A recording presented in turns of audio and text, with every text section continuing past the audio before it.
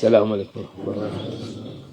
أعوذ بالله من الشيطان الرجيم. بسم الله الرحمن الرحيم والصلاة والسلام على رسول محمد سيد الأولين والآخرين. مدد الأقصى مدد السادات مدد المشاهد دستور ما شاء الله. Birinci inşallah kitabı bitirdik.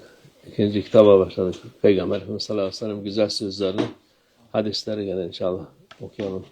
We have finished the first book, inshallah, and we have started now the second book. Let us read the beautiful words, the hadiths of our Master, the Prophet, peace and blessings be upon him, inshallah.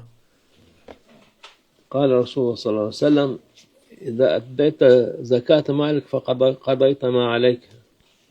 Peygamber sallallahu aleyhi ve sellem buyuruyor ki malının zekatını vermek suretiyle yükümlülüğünü yerine getirdiğin zaman üzerine düşeni malın hakkını ödemiş olursun. Our beloved Prophet, peace and blessings be upon him, says that when you fulfill your obligation by paying the zakat on your wealth, then you have paid the dues of that wealth. Yani o senin üstünde emanettir. Onu vermek lazım. Emanete hıyanet olmak zekatta farzdır. Yani İslam'ın farzlarından birisidir. So by the wealth you have, it is a trust on you. It is a trust that has been given to you by Allah Almighty, and it is necessary to give a share of it. And that zakat, that is a trust you must give and you must pay. And there cannot be betrayal of a trust. The zakat is mandatory, and it is a trust which you must pay and give, that share. And it is one of the obligatory acts of Islam.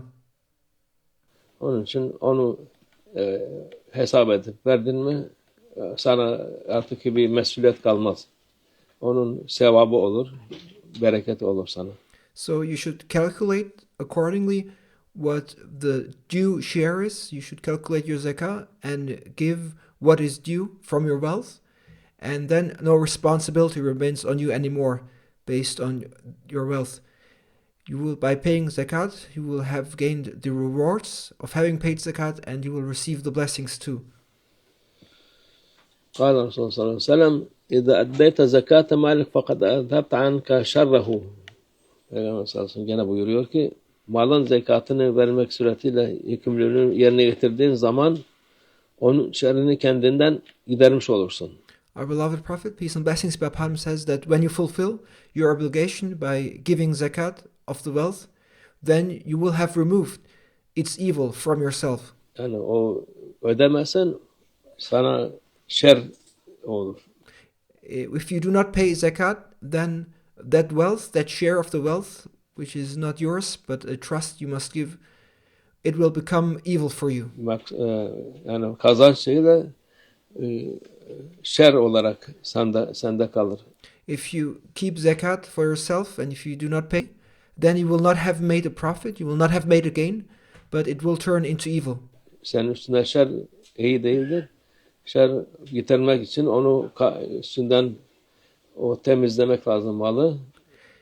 Evil, badness is not good.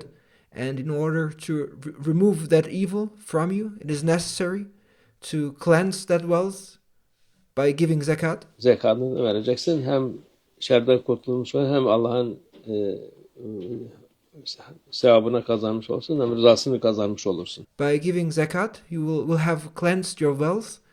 You will have saved yourself from the evil that would arise if you do not give zakat, and moreover, you will have obtained Allah Almighty's pleasure. قال الرسول صلى الله عليه وسلم إن صدقة لا تزيد المال إلا كثرة. Peygamber sallallahu aleyhi ve sellem buyuruyor ki şüphesiz ki sadaka malı artırır. Our beloved Prophet, peace and blessings be upon him, says, undoubtedly, charity increases wealth. Yani sadaka verip de mal azalacak diye korkmayın diyor. Our beloved Prophet, peace and blessings be upon him, says, do not fear that wealth will decrease by giving charity. Mal çoğalır. On the contrary, by paying zakat, by giving charity, wealth multiplies.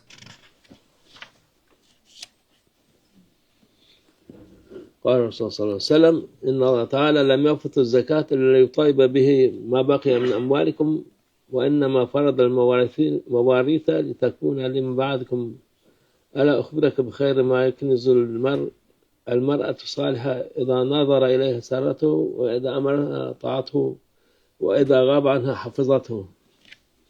Peygamber sallallahu aleyhi ve sellem buyuruyor ki şüphesiz ki Yüce Allah Azze ve Celle zekatı ancak ihtiyaçlarınızın dışında geride kalan mallarınızı temizlemek için farz kılmıştır. Yani Our beloved Prophet, peace and blessings be upon him, says Allah Almighty has made zakat obligatory only to purify your remaining wealth beyond your needs. o mallar temizlensin diye sen zekatını verdin mi o mal tertemiz helal olur. So, in order to purify your wealth, your goods, if you give zakat, that wealth of yours becomes purely halal. Yedin mi içtin mi o helal girer karnına. Whether you eat or drink, after having given zakat, it enters your stomach as halal. Çoluk çocuğun içine helal olur. It becomes halal for your family and your children.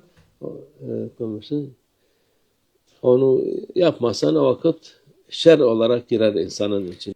If you do not give zakat of your wealth, however, then it will enter inside a person as evil. Çoluk çocuğa zehir yedirmiş olursun.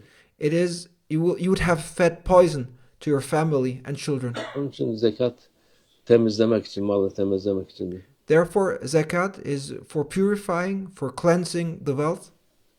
Bir de onun zekat verirse malım eksilecek diye korkmayın diyor. And do not fear that your wealth will decrease by giving zakat.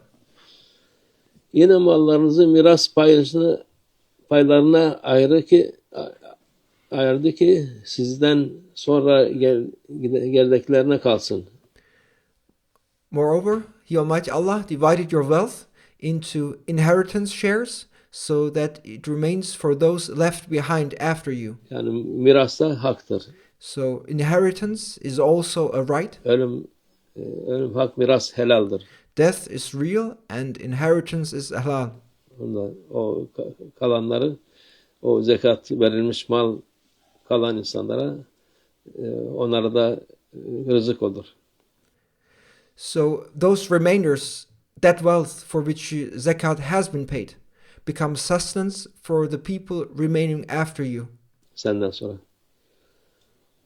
Sana kişinin biriktirdiği en hayırlı serveti söyleyeyim mi? Our beloved Prophet, peace and blessings be upon him, continues to say by asking, shall I tell you the most auspicious wealth a person accumulates? Yani nedir insanın biriktireceği şey? What is the greatest wealth a human accumulates? Bu saliha kadındır. Yani saliha hanımdır. The greatest wealth is a righteous wife, a righteous woman. Zira yüzüne bakarsa neşe duyar. If you look at her face, you will feel joy. Ona bir şey söylerse kendisine itaat eder. If you tell her something, she obeys you. Ve gurbete çıkarsa geriden namusunu korur diyor Peygamber sallallahu aleyhi ve sellem. If you go abroad, she protects your honor behind you. قال الرسول صلى الله عليه وسلم أقم الصلاة وأد الزكاة وصوم رمضان وحج البيت واعتمر وبر والديك وصل رحمك وأقر الضيف وأمر بالمعروف وانهى عن المنكر وزل مع الحق حيث زال. وزل مع الحق حيث زال. Peygamber sallallahu aleyhi ve sellem buyuruyor ki namazı doğru kıl. Our beloved Prophet, peace and blessings be upon him, says, perform the prayer correctly. Yani, vaktinde, yerinde yaptırmadan onu namazını doğru kıl. Perform your prayer correctly in its time and place without neglecting it. Zekatını ver. Give your zakat. Bu da Allah'ın emri Peygamber sallallahu aleyhi ve sellem. This is Allah Almighty's command, and this is what our beloved Prophet, peace and blessings be upon him, instructs us to do as well. Ramazan orucunu tut. Fast the Ramadan fast. Hac ve umreyi yap. Perform Hajj and Umrah. Yani onu istitaat edebilen onu yapsın hac ve umreyi. Whoever has the means to do so should do their Hajj and Umrah. Ana babaya iyilikte bulun. Be good to your mother and father. Yani annene babana iyilikte bulun. Do acts and goodness and do acts of goodness and kindness to your mother and father. Akrabalarını ziyaret et. Visit your relatives. Misafirlere ikramda bulun. Offer hospitality to guests. İyiliğe emret. Kötülükten men et. And join in good and forbid and prevent evil. Hak nerede olursa sen de onunla birlikte ol. Wherever the truth is, be with it.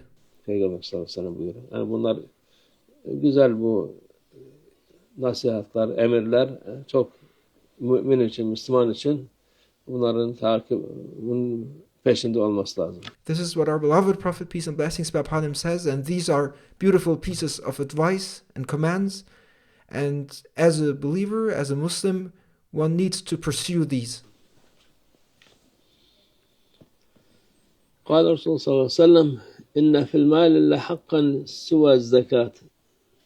Peygamber sallallahu aleyhi ve sellem, bir malda zekattan başka ödenmesi gereken başka haklar da bulunmaktadır. Our beloved Prophet, peace and blessings be upon him, says that in wealth there are other rights too that must be paid besides zakat. Yani zekat ödendikten sonra öteki hakları da ödemek lazım. So after the zakat is paid, one must pay the other rights as well. Peygamber sallallahu aleyhi ve sellem buyuruyor ki leyse fil mal hakkun suve zekat.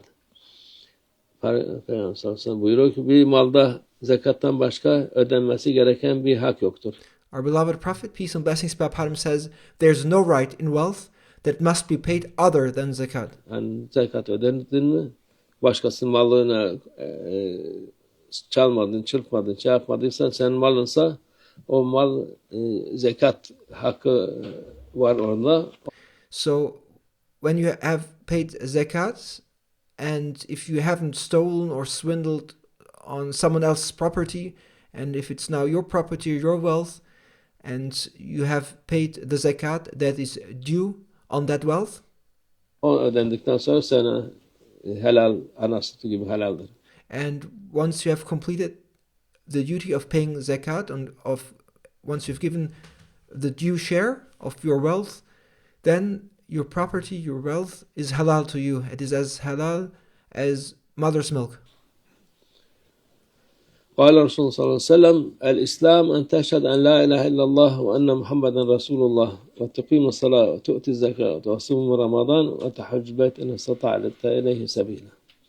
Peygamber sallallahu buyuruyor ki İslam şartları işte İslam Allah'tan başka ilah olmadığına, Muhammed'in sallallahu aleyhi ve sellem Allah'ın Resulü olduğuna. Our beloved Prophet, peace and blessings be upon him, says, here are the conditions of Islam.